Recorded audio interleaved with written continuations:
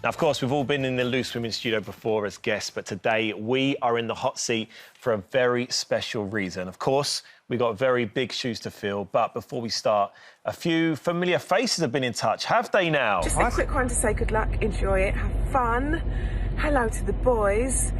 But most importantly, don't embarrass me. This morning's next door, all my work friends are in there, so behave. Wishing you lots of luck for Loose Men. I know it'll be brilliant, and to all the other lads. I think it's really important for you guys to be having these discussions, and I'm so proud of you. And thank you to Loose Women for using their platform and giving it to such great men. Best of luck from me and, excuse me, Mick says good luck too. My boy. Ooh, also, will you grab some milk on the way home because they're out? Mwah. Wishing you the best of luck, Bubba. You've got some pretty big shoes to fill today, but I'm sure you can do it.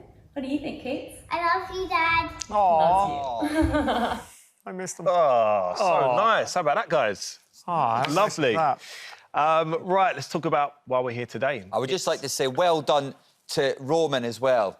Even though you're single, you can have a good luck from me, mate, OK? Yeah, and me, bro, and me. There you go.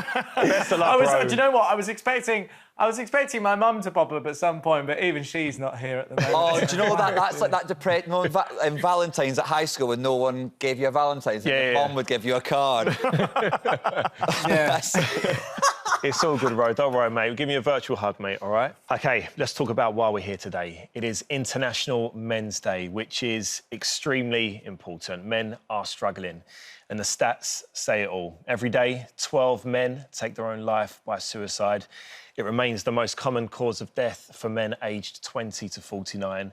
1 in 3 men are victims of domestic abuse, and 33 men a day die from prostate cancer. Ronan, you surprised by those numbers? I am, Marv. It's mind-boggling to think that. And it's easy just to ignore it and walk away from it and, you know, live your own life and whatever. But it's there in black and white. The stats are there. And you know, I like to think we're a generation where we can be at the forefront and start to make the change, speak about it, don't be scared to speak about it.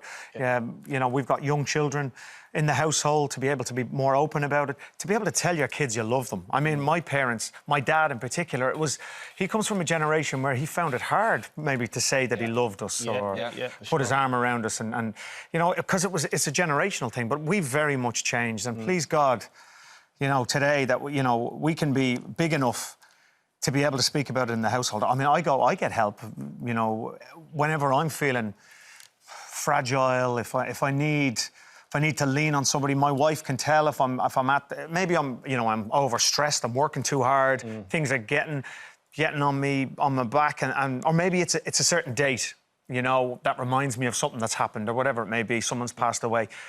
And there's a guy, my therapist, I talk to Dan, and Storm might go, you think it's time to talk to Dan, you know? And Storm and I can have conversations, but sometimes, not that he's a stranger, but I think, you know, we don't live under the same roof, you know? He speaks to maybe 20 other people in a day. So, you know, I'm another person, but he gives me tools and allows me to, you know, I learn how to use those tools, take them home and be a better person. And maybe I can pass that on to my son. He's 21. Yeah. Jack's 21 years of age. I mean, he's the ripe age. I need to be telling him and helping him, you know, and giving him these tools. Iain, those stats, obviously, they're all alarming, but what of those stats, which in particular was the most alarming for you? Well, I think for anyone, if you look that suicide is the thing that kills most men aged sort of 20 to 40. Yeah.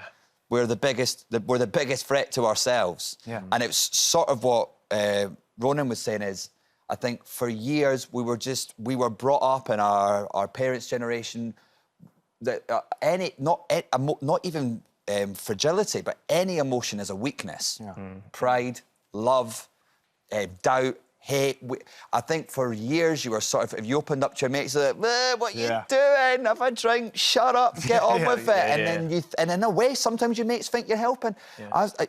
I've had those moments in the past, trying to speak to mates about how you feel or whatever. You can see them just like, they've not got the tools to deal with what you're saying to them. And I always say, they look at you like what your dog looks like when he sees another dog on the telly. Like, they don't quite understand what's going on. Yeah. And hopefully in the last few years, and then I just want to... What would be great is for us to normalise as men talking about feelings. Like, this shouldn't be an incredible thing that we're doing this. Men should be able to just chat to each other and professionals and family members and whoever just about how they feel, because I definitely find it difficult. I imagine you guys do as well. Yeah, Roman, do you think that it is, as guys, is it our bravado, is it our egos that, you know, prevent us from opening up? Yeah, I think, you know, what Iain and Ronan are saying there about, you know, having these tools, and Ronan, like, you're saying there, you know, you've got a 21-year-old boy and now you feel like you need to give him that armour so that he can go in against, you know, his brain if he ever needs it. But I think that's so much more to be said. And, you know, Iain, when he mentions about normalising it, I think those are conversations that have to be happening in schools. I really do. Totally. I think that, you know, unfortunately, within us right now, you know, Iain, definitely for myself, I don't know about you, but when you're around those groups of mates, no matter how much someone says, oh, you should really open up, you've already made a conscious decision in your head as a guy whether or not you're going to open up. And I think it has to become a learnt behaviour from grassroots, from children. And we have to figure out, you know, how it is that we can teach boys at school to open up, and how important it is to learn how to defend yourself against your own brain. You know, listen, I wasn't at school that long ago, and I didn't once get taught, you know, how to deal with mental health, you know, how to deal with stress in life. You know, I think as well, from a guy's perspective, you're growing up almost expected in this kind of like weird Victorian way to be the breadwinner, to be the person that has to provide for the family. And even though, you know, we're slowly reaching a more equal playing field when it comes to that realm, I just think that there needs to be more done for the kids, you know, because 50% of schools these days don't have any form of counselling, and that for me isn't good enough. I think you mentioned earlier about opening up, and I feel like it's important to say that it's never too late to open up as well. I remember a situation a few years ago now, one of my very good friends was literally at rock bottom, you know, and he called me up in tears. I'd never heard him cry before, and, you know, he was desperate and he was battling with addiction. And I obviously was wondering what to do. Another friend of mine had gone through, you know, rehab and had got the help with his addictions. I put them two in contact within 5 minutes. They were on the phone for 3 hours that day. Yeah. And of course, they were strangers. They didn't know each other. But that conversation that day for those 3 hours, 100% saved my friend's life. You know, because it was all about, as you mentioned earlier, you can talk to your dad, your friend, your brother, which is brilliant. But sometimes, you know, you want to avoid judgment as well. You want to talk to someone that, you know, you haven't got to worry about sort of, you know, making things sound softer, or, you know, you want to be able to tell everything that's going on, you know. So it's something that we have to keep doing. I feel like with my partner, with Rochelle, you know, she talks so much to her girlfriends, like 5, 6 different girls a day that she'll have a 10-minute conversation with. Yeah. And this is probably the most I've had a conversation with guys for a couple of weeks. Yeah, well, we were saying, even when we were sort of like getting ready for the show today, the things that we've talked about already are things that I've not talked to with friends sometimes ever. Yeah. And maybe just like this week with close friends. And it doesn't only go to like mental health as well, like literally physical health. Like, men are dying. Take something like testicular cancer. Yeah.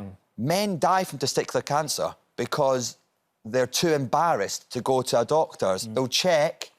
I might feel like something's wrong down there. Let's be honest, and women will know this at home as well. We check down there a lot. It's sometimes quite annoying. But there's for example, I just remember at university, a load of female friends one day just went to the sexual health clinic. Like 4 or 5 of them. They just got tested for STIs, had a latte, lovely day out, right? As a bloke, like, I genuinely feel like sometimes as a bloke, your willy could fall off and you'd, like, rock up to the hospital with it in a bag, going, oh, it's probably nothing. I don't really use it anymore.